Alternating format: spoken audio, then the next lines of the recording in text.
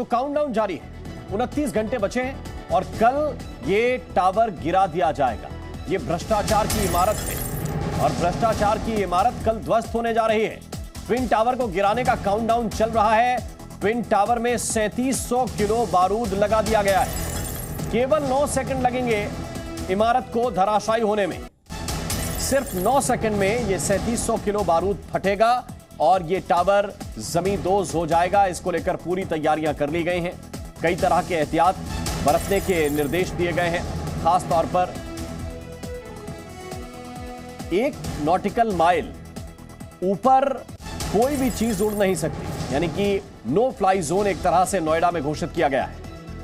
तो भ्रष्टाचार की इमारत ट्विन टावर को गिराने का काउंटडाउन चल रहा है। कल ट्विन टावर को विस्फोटकों का उपयोग करके गिरा दिया जाएगा। इस टावर में विस्फोट के लिए 3700 किलो गोला बारूद का इस्तेमाल हो रहा है। वहीं टावर को गिराने। क्या आप मधुमक्खी की खेती करके हर साल 1 करोड़ कमाना चाहते हो? हर साल मधुमक्खी की खेती करके 4 करोड़ कमाने वाले आपको सिखाएंगे। फिर क्यों देरी? फ्रीडम ऐप को अभी डाउनलोड करें। में 20 करोड़ रुपए के आसपास खर्चा भी आएगा। टावर में विस्फोट के दौरान आसपास की सड़कों को बंद कर दिया जाएगा। तकरीबन 3 किलोमीटर का जोन ऐसा होगा जहां पर कोई आ जा नहीं सकेगा। उन सड़कों को खाली कराया जाएगा। वहां पर लोगों की आवाजाही रोकी जाएगी और साथ ही जो आसपास का रिहायशी क्षेत्र है वो रिहायशी क्षेत्र भी खाली कराया जाएगा। तो ये जरा देखिए, इसको हम आपको दिखाने की कोशिश कर रहे हैं। इसकी ऊंचाई देखिए, लगभग 100 मीटर के आसपास ट्विन टावर की ऊंचाई। और कुतुब मीनार की ऊंचाई आप पहले जानते होंगे, 73 मीटर कुतुब मीनार की ऊंचाई। तो कुतुब मीनार से ऊंचा ये ट्विन टावर है, जिसमें कई फ्लैट्स बनाए गए थे, लेकिन अब ये इमारत धराशायी होने जा रही है। स्टैच्यू ऑफ लिबर्टी, इसकी ऊंचाई 93 मीटर, बड़ी प्रसिद्ध ये इमारत है स्टैच्यू ऑफ लिबर्टी। अगर आप पीसा की मीनार की बात करें तो इसकी ऊंचाई 57 मीटर है। यह खास तौर पर एक तरफ झुकी है, इसलिए ज्यादा प्रसिद्ध है। स्टैच्यू ऑफ यूनिटी जो भारत की सबसे ऊंची मूर्ति है वो 182 मीटर की है और इससे आप अंदाजा लगा सकते हैं कि ट्विन टावर की जो ऊंचाई है वो 100 मीटर है। 100 मीटर ऊंचाई पर यह भ्रष्टाचार की इमारत बनाई गई थी। सुप्रीम कोर्ट का आदेश हुआ, इमारतें एक बार में नहीं गिरेंगी। जब धमाका होगा तो क्या होगा? मलबा बनने में 4 से 5 सेकंड लगेंगे। एक झटके में नहीं होगा, सब कुछ थोड़े थोड़े से अंतराल में होगा। 3500 घन मीटर मलबा जमा हो जाएगा। 35,000 घन मीटर माफ कीजिएगा, और 21,000 घन मीटर मलबा फेंका जाएगा। बाकी का जो मलबा होगा वो ट्विन टावर के नीचे भरा जाएगा, क्योंकि जिस जगह पर इसे गिरना है उस जगह भी एक बड़ा सा गड्ढा है। मलबे के साथ ट्रक के तकरीबन 1200 से 1300 फेरे लगेंगे, तब जाकर ये मलबा निकाला जाएगा। ये इस वक्त एक मोटा मोटा अनुमान है और कैसे ये ट्विन टावर गिरेगा इसके बारे में विस्तृत जानकारी हम आपको दे रहे हैं।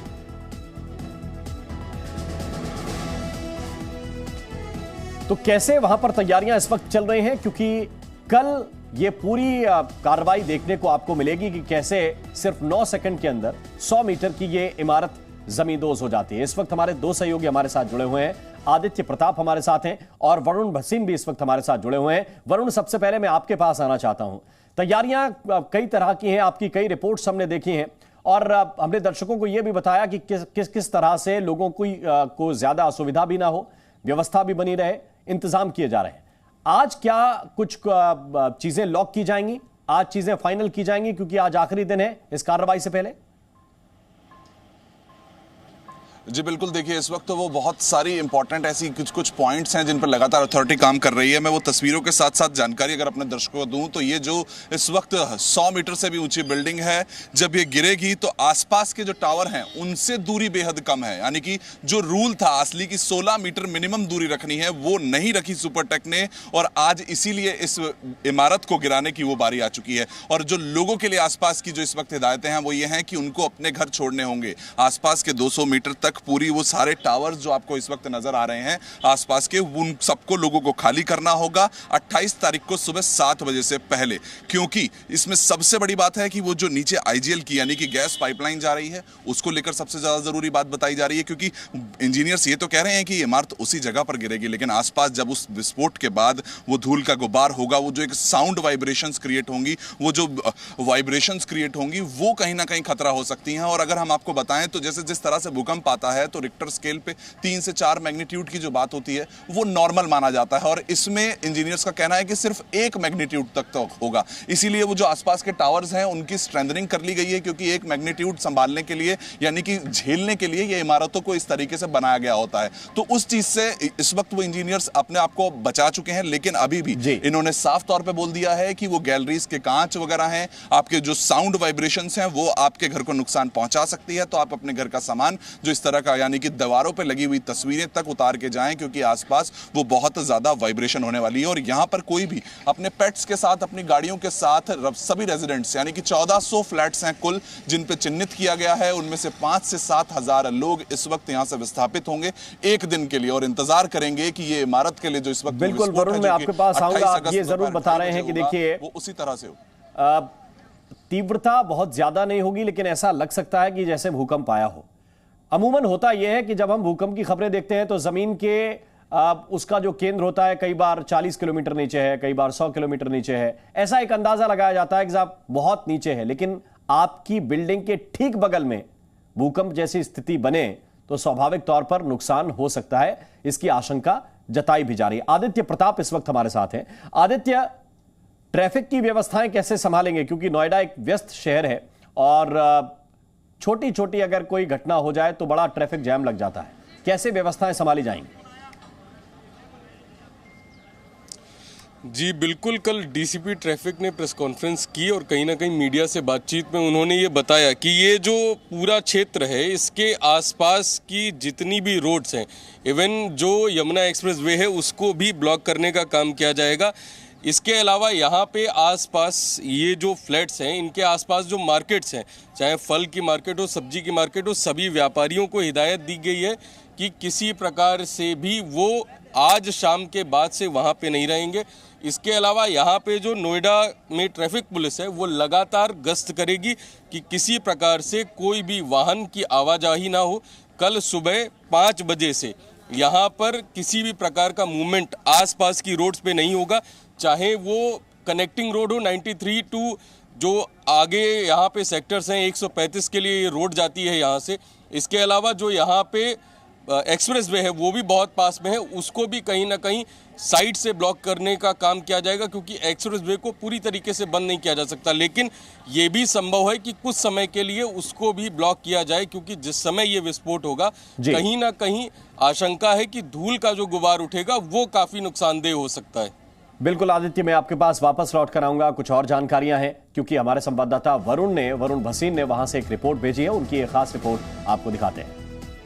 और अब ध्वस्त होने के लिए तैयार है, यानी कि वो विस्फोट जो होना है 28 अगस्त दोपहर 2:30 बजे बटन दबाया जाएगा और वो बिल्डिंग जो कि आप सोचिए 100 मीटर से भी ऊंची है वो 11 मीटर की हाइट पर रह जाएगी। यानी कि वो इस वक्त जो भ्रष्टाचार की नींव पर रखी गई, वो जो कानून तोड़कर बनाई गई बिल्डिंग थी, उसको वो गिराने का समय है, वो नजदीक आ चुका है और लगातार उसके बारे में एक एक जानकारी जी न्यूज आप तक पहुंचा रहा है।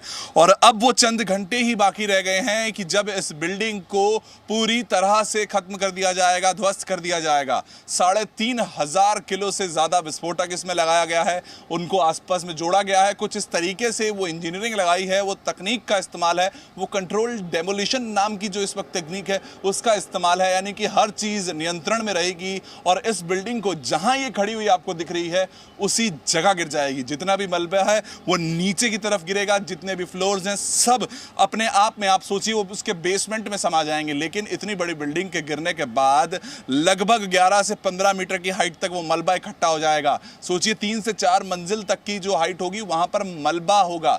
तो वो भी अपने आप में एक परेशानी है और वो खिसक खिसक के आसपास ना आए, क्योंकि अभी भी तस्वीरों में आप समझ पा रहे होंगे कि जो दूरी है, यानी कि आसपास के जो लोग रहते हैं, जो आसपास के टावर्स हैं, वहां पे रहने वाले लोगों के लिए इस वक्त बेहद चिंता की बात है कि वो विस्फोट के समय वो घर छोड़कर तो जा रहे हैं, लेकिन क्या वो वापस आ पाएंगे, क्योंकि इतनी नजदीकी इस वक्त वो मामला है। 9 मीटर से कम की दूरी थी और यही सबसे बड़ा कारण भी है। आपको बताएं, वो बिल्डिंग गिरने का, इस ट्विन टावर को गिराने का सबसे बड़ा तकनीकी कारण, जो कि सुप्रीम कोर्ट में भी साफ तौर पे कहा गया था कि कोई भी अगर इस वक्त रूल की बात करें तो एक जो दूरी होती है 2 टावर्स की, वो मिनिमम 16 मीटर होनी चाहिए, पर इसमें ऐसा नहीं है। इसमें पास में ही आपको दिख जाएगा कि एक जो 10 मंजिला इमारत है वो महज 9 मीटर की दूरी पर है और इसीलिए इसी के चलते इसको गिराया जा रहा है, क्योंकि ये खतरनाक है बाकी चीजों के लिए, बाकी आसपास रहने वाले रेजिडेंट्स, बाकी सोसाइटीज के लिए।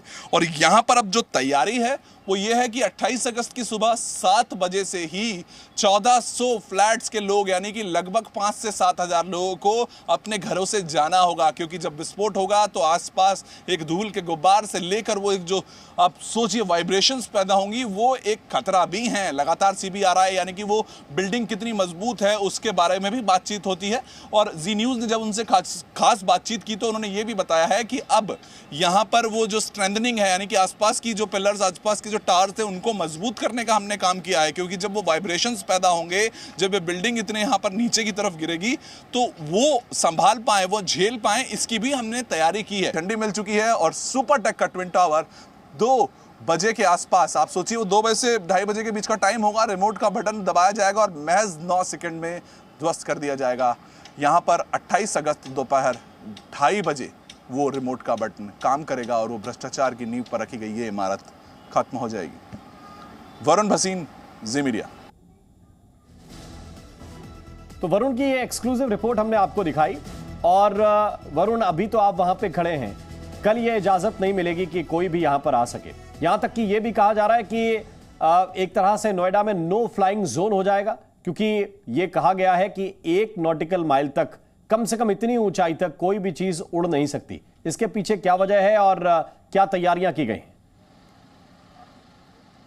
जी बिल्कुल, देखिए मैं तस्वीरों के जरिए अपने दर्शकों को समझाऊंगा कि इस बिल्डिंग पर सबसे पहले कि वो तस्वीरों में रोजाना देखते हैं कि वो काले और सफेद उन्हें एक तरीके के पर्दे दिखाए जाते हैं। तो सबसे पहले मैं जानकारी दूं तो ये वो पर्दे नहीं है, ये खास तौर का एक टेक्सटाइल फाइबर का बना हुआ कपड़ा है जो कि बचाएगा उस विस्फोट के बाद कि वो मलबा उड़कर बाहर ना आए, क्योंकि ये उन्हीं फ्लोर्स पर इस वक्त वो लेयरिंग हमको नजर आ रही है जो कि जहां पर विस्फोटक लगाया गया है, जहां पर वो होल्स करके जिसमें बारूद भरा गया है, तो ये वो मलबा उड़कर बाहर ना आए उसकी तैयारी सबसे पहले की गई है। और जिस हिसाब से इसकी हाइट है, आप सोचिए दिल्ली में कुतुब मीनार है वो 75 मीटर का है, लेकिन इसकी हाइट 100 मीटर से भी ज्यादा है। तो ऊपर की तरफ भी अगर, क्योंकि जिस तरह से ऊपर के फ्लोर्स पर भी विस्फोटक हैं, आपको ऊपर भी एक 4थे या 5वें ऊपर की तरफ से वो पर्दा लगा हुआ लग जाएगा, यानी कि वो खास कपड़ा। तो ऊपर की तरफ भी किसी तरह की कोई भी समस्या ना हो, तो 1 नॉटिकल माइल तक एक सेफ्टी जोन पर खेलते हुए इस वक्त यहां पर साफ तौर पर अथॉरिटी, CBRI और सभी ने एक 1 नॉटिकल माइल तक की एयरफोर्स को जानकारी दी है, एयरपोर्ट अथॉरिटीज को जानकारी दी है कि इस वक्त यहां पर आप लोग जब 2 से 2:30 बजे के बीच में जब बटन दबाते इस बिल्डिंग को खत्म करने का काम होगा। बिल्कुल वरुण, तो ये तस्वीरें भी हम इस वक्त देख रहे हैं, लेकिन महत्वपूर्ण बात यह है कि इसके जो खरीदार हैं उन खरीदारों को आखिर क्या मिला, ये बड़ा प्रश्न है। 950 से ज्यादा फ्लैट्स इसमें बनाए जाने थे, स्वाभाविक है कि इन्हें बेचा भी गया। तो 711 लोगों ने अपने लिए फ्लैट बुक करा लिए थे, 711 लोगों।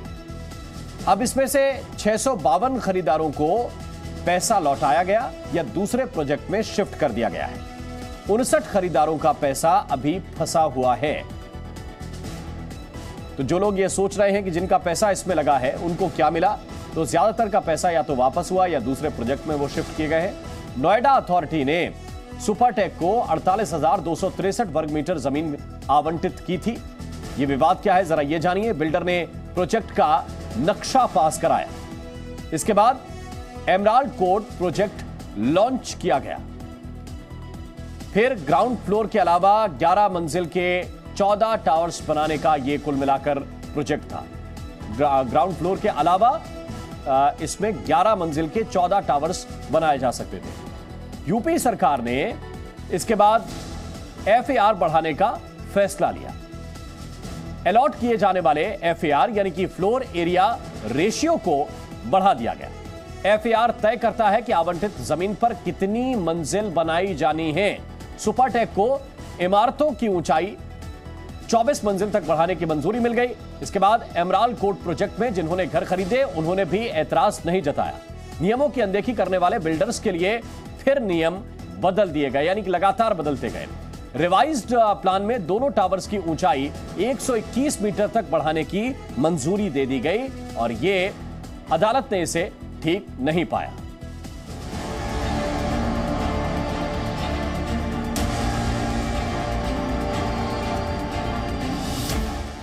बटन दबेगा, टावर गिरेगा। महाविस्फोट की तैयारी पूरी। भ्रष्टाचार की महाबिल्डिंग 9 सेकंड में मटियामेट।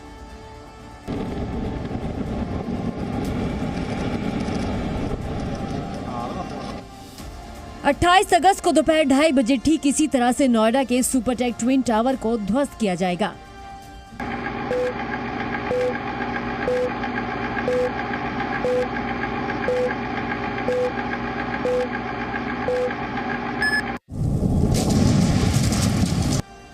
आज जी न्यूज आपको उस व्यक्ति से मिलवाने जा रहा है जिनके हाथों भ्रष्टाचार की इस इमारत को गिराने वाले विस्फोट का बटन दबेगा।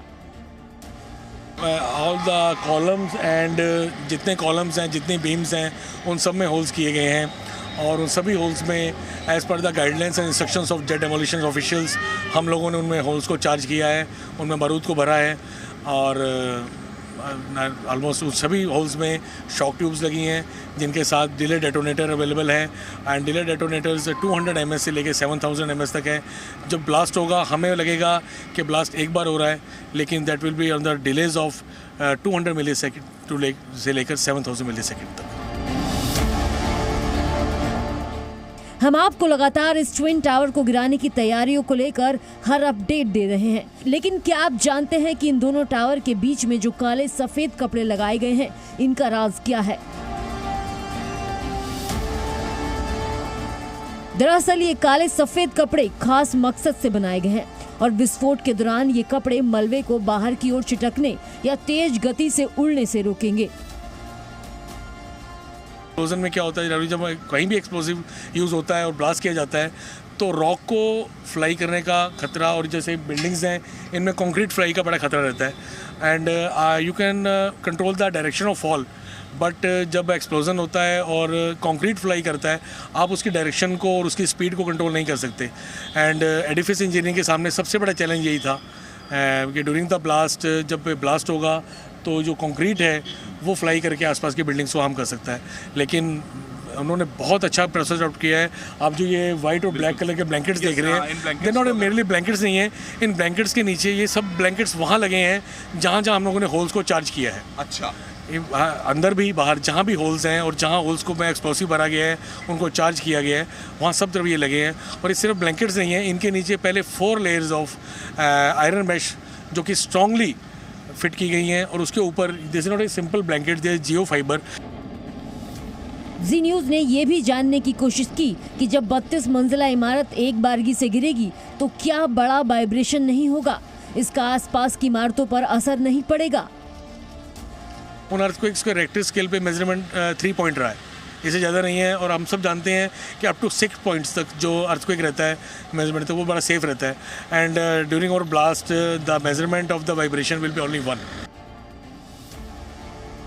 ट्विन टावर को उड़ाने की तैयारियों के बीच यूपी के सीएम योगी को इस बारे में जानकारी दे दी गई है। सीएम योगी को जानकारी दी गई है कि ट्विन टावर को ध्वस्त करने के लिए 3700 किलोग्राम विस्फोटक स्टोर किया गया है। ध्वस्तीकरण 28 अगस्त 2022 को दोपहर 2:30 बजे किया जाएगा। इसके अलावा 28 अगस्त को ट्विन टावर को गिराने से पहले और बाद एक नॉटिकल माइल एरिया को नो फ्लाइंग जोन घोषित किया गया है। 10 साल का लंबा संघर्ष और इसके बाद 6 महीने की तैयारी के बाद अब वो तारीख पास आ गई है जब नोएडा के सेक्टर 93 में बने इस अवैध ट्विन टावर को ध्वस्त किया जाएगा। ये उन सभी लोगों की बड़ी जीत है जिन्होंने इसके लिए लंबा संघर्ष किया है। बरुण बसीन, जी मीडिया, नोएडा। तो 102 मीटर की इसकी ऊंचाई है, एक 32 मंजिला, दूसरा 30 मंजिला। 3700 किलो विस्फोटक इसमें लगा है, 96,140 छेद इसमें किए गए हैं। 17.5 करोड़ का तो मलबा निकल जाएगा। 500 पुलिसकर्मियों की तैनाती रहेगी सुरक्षा व्यवस्था बनाने के लिए। तो ये बड़े फिगर्स हैं, बड़े फैक्ट्स हैं जो आपको जानने चाहिए। क्या आप मधुमक्खी की खेती करके हर साल 1 करोड़ कमाना चाहते हो? हर साल मधुमक्खी की खेती करके 4 करोड़ कमाने वाले आपको सिखाएंगे। फिर क्यों देरी? फ्रीडम ऐप को अभी डाउनलोड करें।